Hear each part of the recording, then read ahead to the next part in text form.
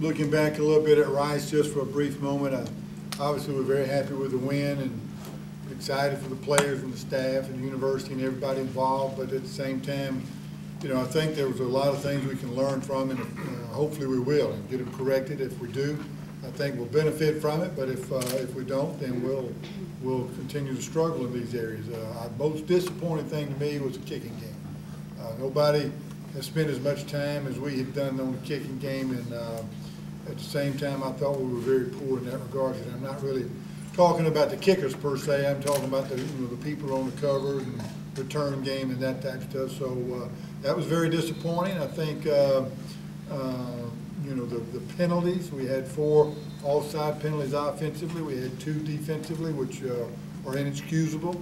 We had a couple of issues defensively, getting the right personnel on the game, which again, we worked very hard on that. And then we likewise offensively at the end of the game, we couldn't get a play call, couldn't get it called right, and use a timeout, and actually the very next play get a delay of game. So that's not good. So, but hopefully we'll learn from these things, get it corrected, and it'll make us better. The thing that I thought was very positive from a defensive standpoint was the way we started the game. They go down there and knock on the door twice. Bryant Turner blocks a field goal, which doesn't allow them to score, which was huge. And then the next series down there, Chase intercepts a pass to keep them out of the end zone. So I think starting off like that defensively gave us a lot of momentum and really kind of got us going there in that football game. So that was great. But that one's behind us. We'll move on to the next one. It's a home game again. It's another conference game, and a lot of people have asked about opening up with conference games, and I think you would prefer not to. You'd like to get a couple of games under your belt and get some kinks worked out, but but we've got what we've got. We are excited about playing SMU at home in Legion Field. Hopefully we'll have a little better day weather-wise and get a few more people out, but playing SMU is going to be very exciting. They are, June is head coach.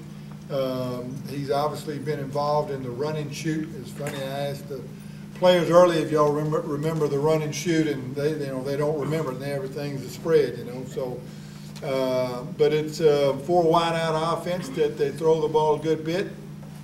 They've got a young man that's transferred in there from Miami as a running back that I don't remember exactly, but I think he had over 150 yards rushing last week, which I think will make them a little more potent offensively. Looking at their stats last week, I think they threw it 45 times and ran it 27. I'm a little surprised, to be honest with you. I thought they would have thrown it more than that, but June does a great job of what they do. They're going to throw the ball. They're always going to be demanding on you defensively. I'm talking about SMU's offense, the way the pressure and what they put on you as far as 4 wideouts, running the vertical game and constantly throwing the football. So our defense is going to have quite a challenge. Looking at SMU's defense, they've changed gears. They've still have the same defensive coordinator they had last year, but they've gone from a 4-man front to primarily a 3-man front.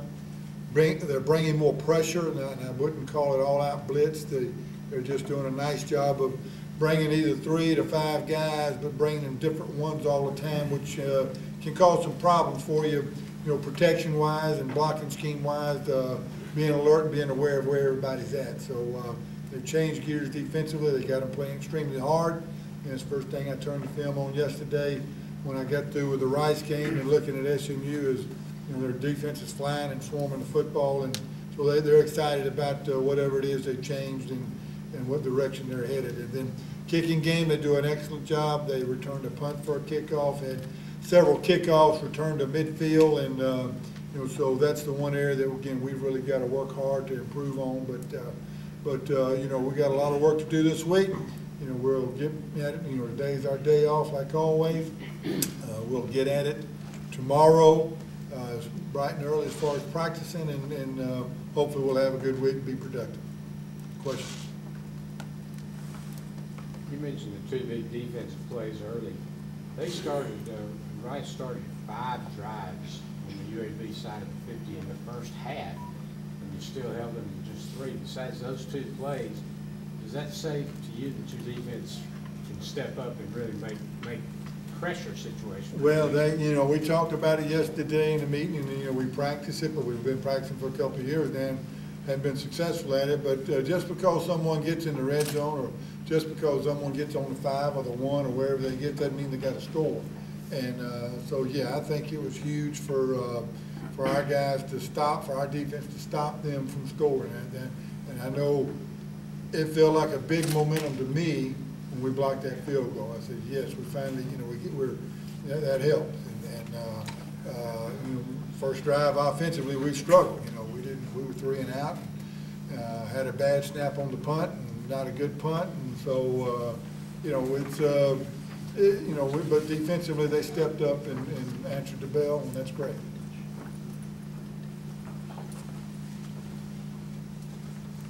Any other questions for Coach? Talk about Joe getting the player of the week for the offense. I think it's a great honor for Joe. Obviously, he's a great athlete, great guy. Does a lot for this football team. Obviously, we ask a lot of him, and he responds. And I'm not only happy and proud of him for the type of football player he is, but we're also the type of young man he is, because he's a first-class guy, and we're extremely happy for him. Very deserving. Other questions? I guess that was a pretty good way to start the season for him. I mean, putting up those numbers that pretty much just picked up where he left off. Well, it was a good start. I think, he wound up in the neighborhood of 415 yards of total offense, somewhere in that neighborhood, and that's a good start. But I'll still go back and say that if we got to get better at the running back spot to help him. I mean, we've got to find somebody, whether it be 1, 2, or 3 guys that we can give it to 30 times a game and come out of there with somewhere between 120, 150 yards rushing. And if we can do that, I think we'll be a hard offense to deal with. But if we stay to where we're relying on Joe Webb for everything, then obviously people can do things to shut that down. And you had to play a lot of guys who saw their first action. Just I guess you got to put the best players on the field. Just talk about having all those young guys and how they responded. Well, I think that probably had a little to do with our kicking game, where we had a lot of young guys covering and on the return teams, which at least that's what we're saying right now as coaches. So hopefully we'll get those kinks worked out. I'm happy that a lot of them played well. Harry Atwater, safety, I know made some plays. Darren Wilson, first time he played here, made some plays. Derek Slaughter, Patrick Bastian, and there was a lot of guys defensively that got in and played and contributed. Offensively, Chris Hubbard rolled his ankle up. Don't know how long he'll be out. Which I'm disappointed in that. And then obviously Nick Adams had a big play that everybody saw with a long catch and reception that he made, but he had one heck of a block too on a run play that probably was the highlight of the game for me. So the new guys contributed well, and hopefully we'll just continue to get better and better. Where do you think the confidence is for this team now? Well, I certainly think it helped. We won the first ball game. Go back to last year, we kind of did some things late to kind of get on a roll, which hopefully we're continuing on from that.